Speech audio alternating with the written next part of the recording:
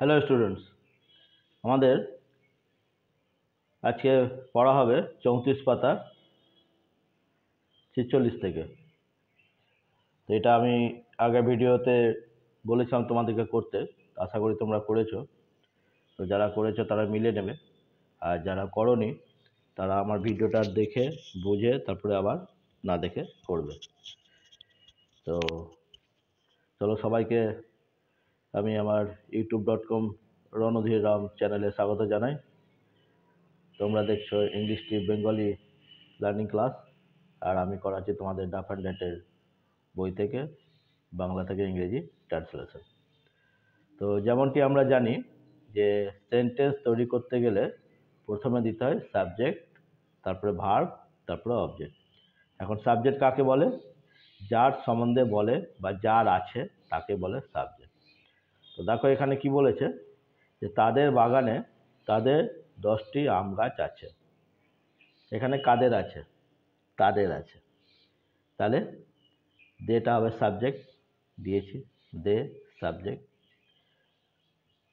Subject মানে, যারা নতুন সাবস্ক্রাইব হয়েছে তাদের জন্য আরেকবার বলে দিই যে এই চ্যাপ্টারটায় যার আছে বলবে সেটাই হবে সাবজেক্ট, আর যে ওয়ার্ডের দ্বারা আছে বোঝাবে সেই ওয়ার্ডটা হবে ভার্ব। এখানে কাদের আছে? তাদের। তাদের ইংরেজি দে দিলাম, আর আছে ইংরেজি হ্যাভ। দে থাকলে হ্যাভ দিতে হয়, বলে এটা হলো ভার্ব, সাবজেক্ট ভার্ব। এবার কি দেবো? সাবজেক্ট হলো, ভার্ব হলো, তারপর কি দেবো? অবজেক্ট। আছে, কি আছে? তা তো 10টি আম গাছ। দেখো দিয়েছি 10 ম্যাঙ্গো ট্রিজ। কোথায়? তাদের বাগানে, মানে তাদের বাগানের মধ্যে। In their garden. ইন মানে হচ্ছে মধ্যে, ইনটা হলো প্রিপোজিশন, আর দেয়ার মানে তাদের বাগানে, গার্ডেন মানে বাগান।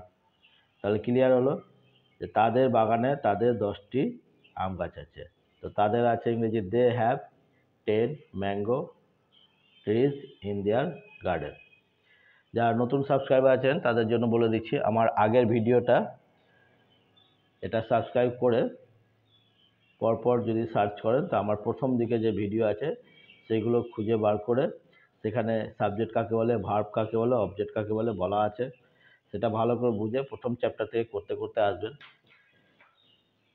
তাহলে বুঝতে সুবিধা হবে। আর যদি কোনো অসুবিধা হয় কমেন্ট বক্সে লিখে পাঠাবেন, তাহলে আমি আপনাদের জন্য আরেকবার করে দেবো, বা আমাকে ডাইরেক্ট প্রশ্ন করতে পারেন, আমি আপনাদের প্রশ্নের উত্তর দেবো। তো দেখুন এখানে আছে আমার জীবনে আমার কিছু দুঃখ আছে। তো তেমনি সাবজেক্ট কী হবে? কার আছে? আমার আছে। তাহলে আমার আছে ইংরেজি আই হ্যাভ দিলাম, আই হ্যাভ। আর এটা সাবজেক্ট, হ্যাভটা ভার্ব। কি আছে? কিছু দুঃখ, সাম সরো।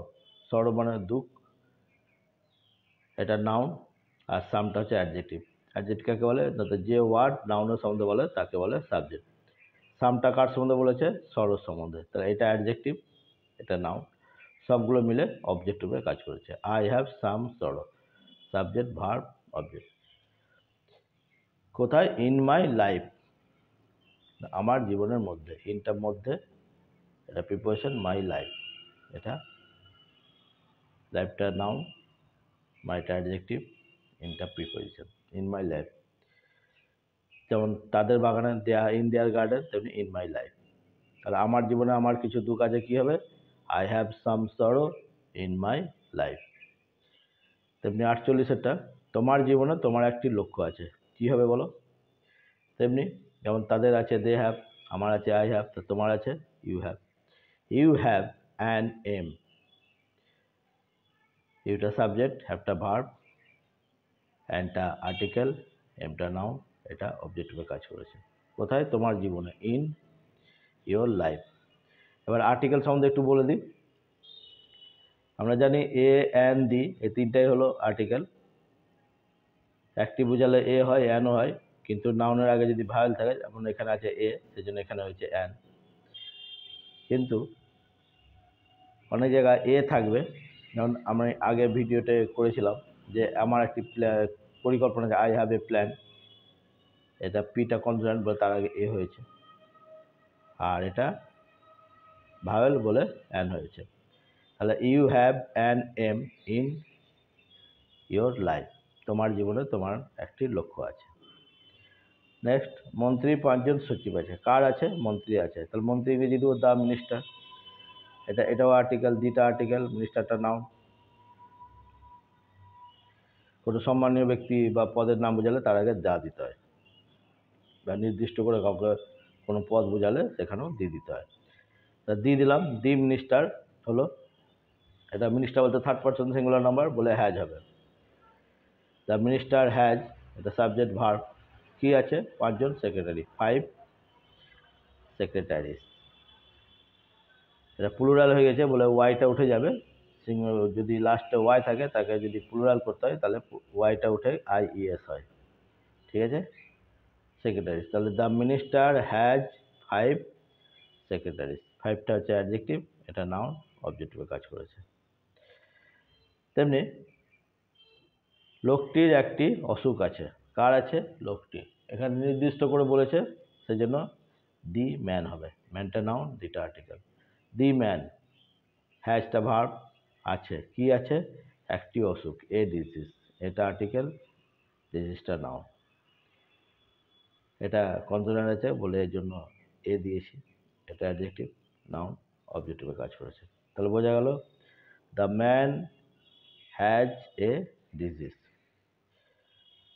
তাহলে আমরা 34 পাতা করলাম। এখান থেকে যারা করেছিলে তারা ভালো করে মিলিয়ে নেবে, আমি দেখিয়ে দিচ্ছি। আর যারা করনি তারা অবশ্যই আমার ভিডিওটা দেখে বুঝে তারপরে আবার না দেখে করবে। তো এইভাবেই আমরা এগোতে থাকবো। এবার নেক্সট পড়া যেটা করব আমরা 35 পাতা 51 থেকে আরও 5টা 55 পর্যন্ত। এই যে রাজদ্বীপে একটা পোষা বিড়াল আছে, তার বোনের একটি দামি হাতঘড়ি আছে। হ্যাঁ, এখান থেকে বাঁদরের একটি লম্বা লেজ আছে, এতদূর পর্যন্ত করবে, করার চেষ্টা করবে। পরের ভিডিওতে আমি আবার আজকের মতন বুঝিয়ে বলে দেবো। তো আশা করি তোমাদের ভিডিওটি ভালো লেগেছে। তো যদি ভালো লেগেছে তো অবশ্যই লাইক করবে, শেয়ার করবে এবং সাবস্ক্রাইব করবে। Thank you.